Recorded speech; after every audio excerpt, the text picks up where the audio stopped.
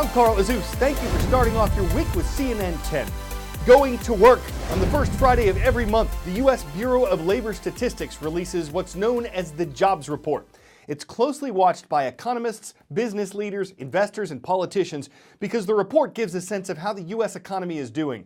For the month of October, whose jobs information came out last Friday, the government says the U.S. economy added 250,000 jobs, better than what analysts and economists expected. Most of the new jobs were in the fields of healthcare, manufacturing, construction, as well as transportation and warehousing. The unemployment rate is a percentage of the U.S. workforce that doesn't have a job. The report says it stayed the same in October as it did in September at 3.7%. That's the lowest it's been in 49 years, which is good news for workers and the economy. The report also found that average wages increased. That's significant because while the number of jobs has been growing for years now, wages have been a sticking point because they haven't kept pace. In October, though, the Labor Department says wages grew by 3.1%. That's their fastest pace in 9 years.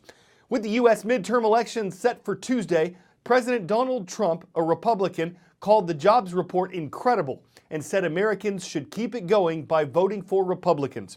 Senator Chuck Schumer, a Democrat, said the numbers will mean little when average Americans see their health care costs go up because of Republican actions, so he wants people to vote for Democrats. Regardless of where folks stand politically, one interesting side effect of strong jobs growth is the challenge it creates for companies to get people to work for them. Consider what retailers are doing to attract seasonal or temporary workers with Christmas less than 2 months away.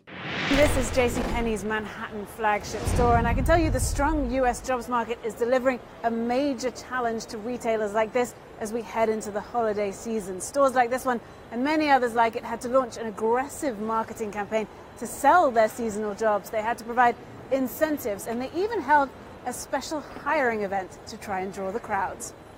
You can do overnight for me? Yes, I will. Outstanding. For Joe Cardamone, manager of JCPenney's Manhattan flagship, Congratulations. Welcome.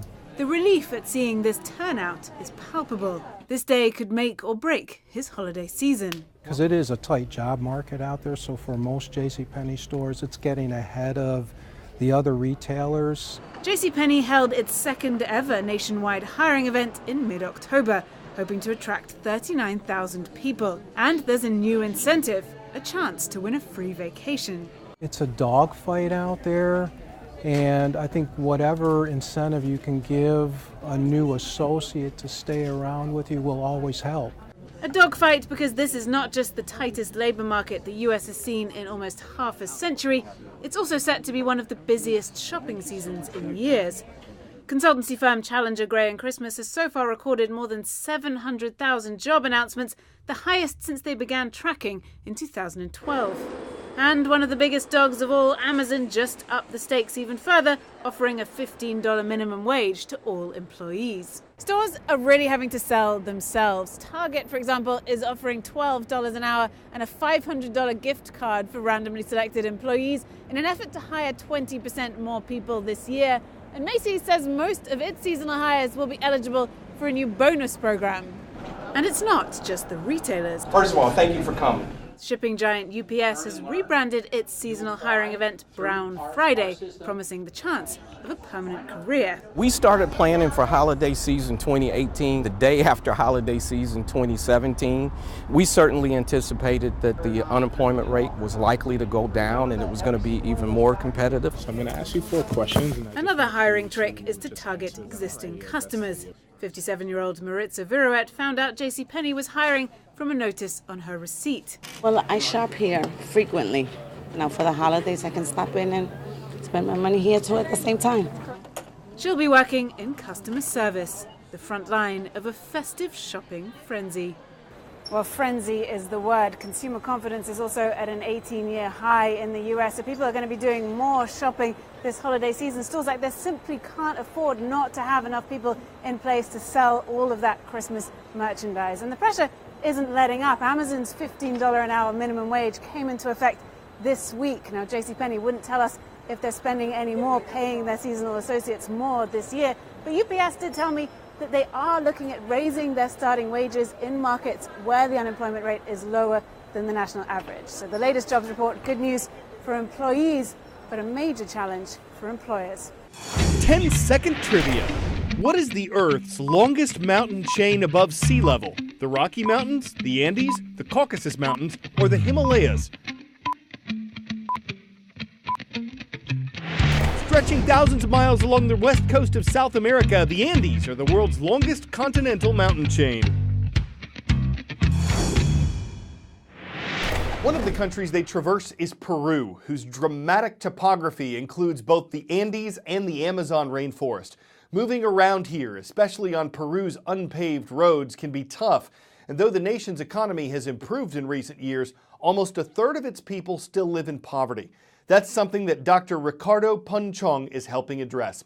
He's a CNN hero, one of the top 10 CNN heroes of the year. You can vote for your favorite at cnnheroes.com.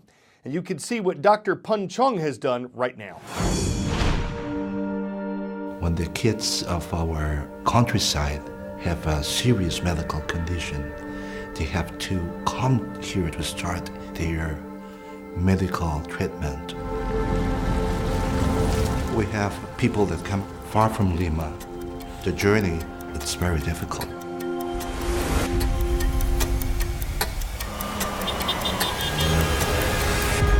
Imagine having this trip with a kid with cancer. They see a lot of traffic, a lot of people. It's very expensive to stay here. They don't have enough money. They feel helpless, really alone. I am a doctor. When I was making my medical training, I saw many people sleeping at the hospitals. I always have that picture on my mind. Judges! I decided to open a free shelter to help sick kids and their moms to continue their treatments. Hola. They can stay in our shelter as long as they need. Eso. The shelter gives families a place to sleep, food to eat, and a lot of loves. I want them to use their imagination to play, Muy bien. to jump, to sing, and feel that we are alive. I just want to make them laugh, and I want these kids to enjoy life because life is very beautiful. We make sure that the kids get to their medical appointments. Mi hija María tiene leucemia. Los doctores querían que María se quede un año acá en Lima para su tratamiento. Si no fuera por la fundación, no sé qué sería de nosotras. Yo me embarazo, ya voy a cumplir 7 meses. En el albergue, como que esté en mi casa, como que siento, dijeron, no te preocupes, tú puedes estar el tiempo que sea necesario con tu hija. I want each and every one of them to feel special. I want them to know that they are not alone. The kids inspires me every day. They are fighters, warriors. Really, they are heroes.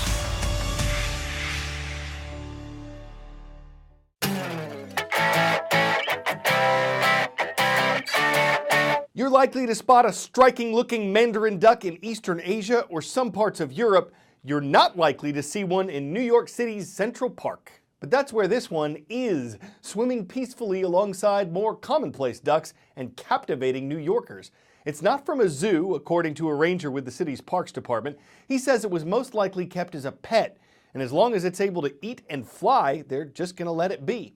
After all, if it looks like a duck, swims like a duck, and quacks like a duck, you don't need to canvass back and forth, wandering and whistling in hopes of spotting an uncommon duck to fit the bill. You can just call on the one who's Mandarin Central Park, and if he doesn't duck the responsibility, he may just start a dynasty. I'm Carl Azouz, quacking duck puns for CNN.